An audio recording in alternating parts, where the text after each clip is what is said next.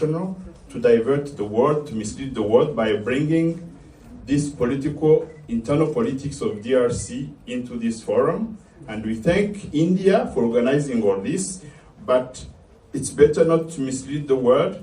There are certain solutions that are going forward, and Rwanda would like to have our neighbor to take privilege of the peaceful solutions of the conflict. Thank you so much, Excellency. Merci beaucoup. Vous aurez pu parler en français aussi. Mais je parle et j'entends l'anglais. Puisque j'ai compris que vous parliez pour vos autorités aussi, qui les écoutent, que vous les avez défendus. Ça, je vous comprends bien, vous êtes dans votre rôle. Mais vous savez très bien que depuis 1994, s'est passé une tragédie au Rwanda, le génocide. Nous avons tous condamné ce génocide en présence des troupes des Nations Unies au Rwanda. Et la République démocratique du Congo, vous êtes d'accord avec moi, n'était pas impliquée dans le génocide. Ça, nous sommes d'accord. Est-ce que le Congo a fait le génocide au Rwanda? Mais quand même, vous souvenez Non, que... je pose la question d'abord. Se souvenir, c'est autre chose. Je dis, est-ce qu'au déclenchement du génocide, la République démocratique du Congo était au Rwanda? C'est non. Et c'est au contraire... La force congolaise n'a pas été aux côtés des génocidaires avant? Non, vous savez que quand vous parlez... Madame, s'il vous plaît. Vous savez que quand vous parliez, je vous laisse... Non, please. C'est très intéressant, madame. Vous avez peur de quoi? La vérité est claire, pas comme l'eau des roches.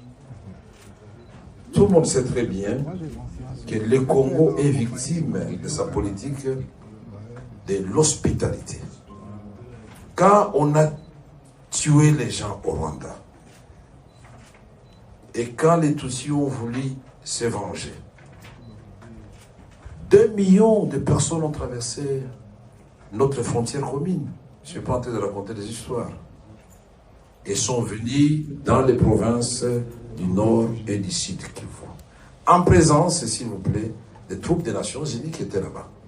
Qui auraient pu, à ce moment-là, séparer les civils et les militaires et désarmer les militaires avant d'entrer sur le territoire congolais. Et plus tard, à l'époque de Mobutu, on va organiser la tripartite Rwanda, Zaïre, devenir République démocratique du Congo, et les HCR, sous le gouvernement Léon Kengo-Walondo. Et nous avions désigné le site où on devait éloigner les réfugiés rwandais pour éviter qu'ils ne constituent une menace pour leur pays, à au moins 150 km de la frontière commune. Et au moment de le réaliser, ce n'est pas la République démocratique du Congo qui a dit non.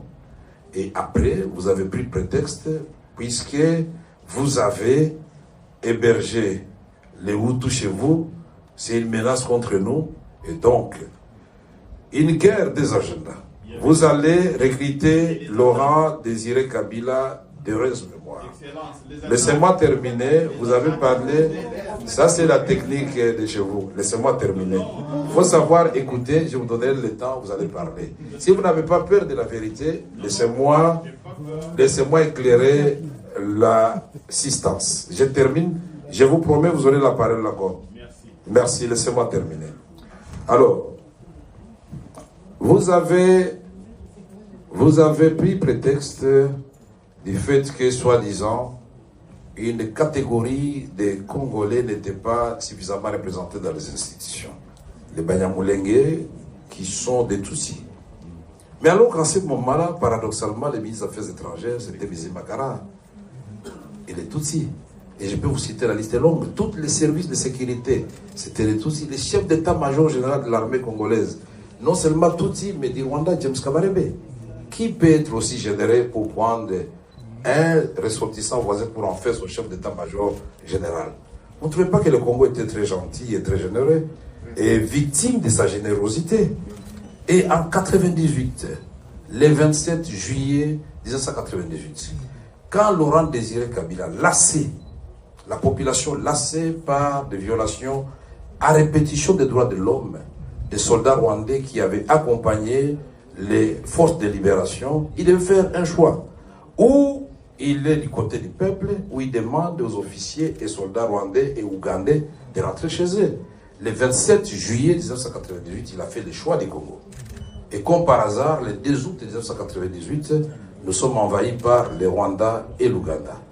En Arizona, un avion de CAL, compagnie aérienne congolaise, pour aller atterrir à Kitona, prendre le barrage d'Inga, plonger Kinshasa dans le noir, n'eût été l'intervention de toute la SADC, les Zimbabwe, la Namibie et l'Angola, nous serions aujourd'hui peut-être effacés de la carte. Donc ces troupes sont venues pour rien. Nous avons menti, il n'y avait pas de guerre, il n'y avait pas d'agression, alors qu'il y a eu le sommet de Victoria Falls Day, le 8 août 1998, au Zimbabwe, où on a envoyé des avions de chasse à Kisangani, à Goma, pour vérifier si nous sommes effectivement dans une agression.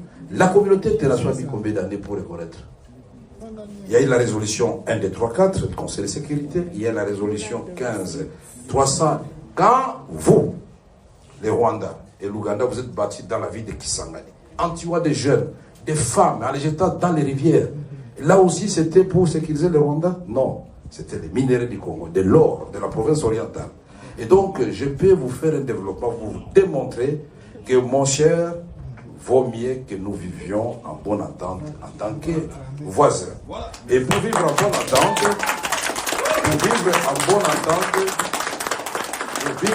entente, nous devons nous dire la vérité. La vérité n'a pas de lieu ni de temps.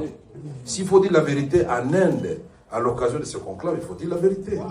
Et vous voyez que des chocs des idées va jaillir la lumière. Je pense qu'en partant, vous aurez un message pour vos autorités pour dire que les Congolais veulent la paix. Mais qui veut la paix prépare la guerre. Puisqu'ils n'auront pas accepté que vous puissiez nous envahir. Thank you very much. Faisons le développement, ne faisons pas la guerre. Développons la sous-région ensemble. Et pour ce qui se passe maintenant, pour terminer, les M23. Vous avez commencé d'abord par les RCD Goma, les MLC. Et l'Ouganda soutenait les MLC, les Rwandais soutenaient les RCD, c'est évident. Parce que nous avons eu l'accord de Sun City le 17 novembre 2002, devant tous les chefs d'État africains et la communauté internationale européenne. On a signé un accord qui nous a donné, dit laissez là-bas. Laissez-les, Bouchiri. Mais pourquoi vous êtes Bouchiri? Vous êtes agité pourquoi? Laissez, nous sommes dans le cadre de vigilance de la vérité. Vous avez peur de quoi? La vérité de notre côté, il ne faut pas avoir peur. Vous m'étonnez parfois. C'est l'occasion que le monde entier sache ce qui se passe à l'est de la République démocratique du Congo. J'ai dit, ce groupe que vous avez supporté, portait le nom de RCD et MLC. Et par la suite, comme une génération spontanée, on donnait naissance au CNDP, au SNDKML, au SND national. Et puis finalement, le CNDP mis en déroute par la brigade internationale devient, après les élections de 2011, le M23. Et on arrête Bosco Ntaganda, Nkunda Fui, il est où? Il est au Rwanda. Et tout ça, donc, c'est des mensonges. Et finalement, après les élections de 2018, l'élection de Félix Tshisekedi, après 2 ans, on apprend que non, le M23 n'était pas totalement mort. Il vient de renaître de l'Ouganda et du Rwanda. C'est une rébellion congolaise. Et donc, le M23 est là, vous le reconnaissez. Alors, je voudrais terminer en disant ceci. En vous regardant dans les yeux, mon frère et cher voisin. 1. Ce n'est pas Félix Tshisekedi ni les Congolais qui avaient dit que le Rwanda était en République démocratique du Congo. Le premier.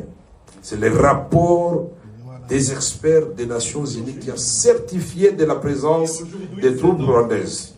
2. Le monde entier vous conseille de vous retirer de la République démocratique du Congo, réellement. Et nous allons, retirez-vous.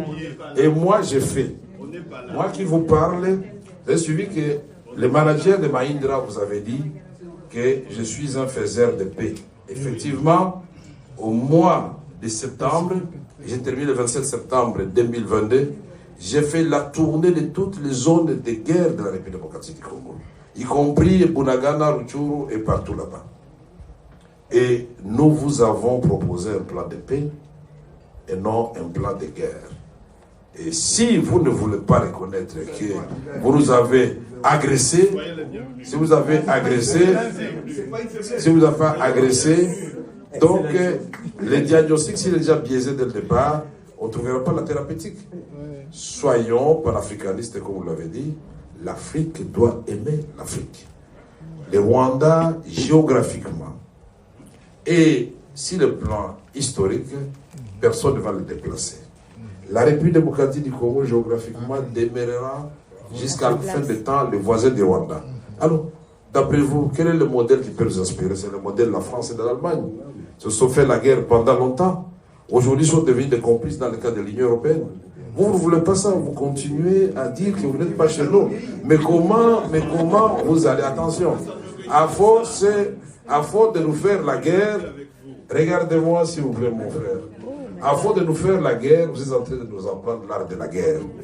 Et cet éléphant qu'on appelle la République démocratique du Congo, aujourd'hui, aux jambes un peu brisées, il va s'élever, il va marcher. Mais il ne va pas marcher sur vous. Il va tirer tous les deux voisins vers le développement, vers les rendez-vous avec l'espérance. Parce que notre vocation à nous, ce n'est pas de faire des guerres à des voisins ou ailleurs. Notre vocation à nous, telle que Dieu a placé le Congo au cœur de l'Afrique, c'est de vous aider. Là où vous êtes défaillants sur le plan des ressources naturelles, à vous amener dans le cadre d'une coopération mutuellement avantageuse, à vous sentir à l'aise. Votre semblant d'épanouissement,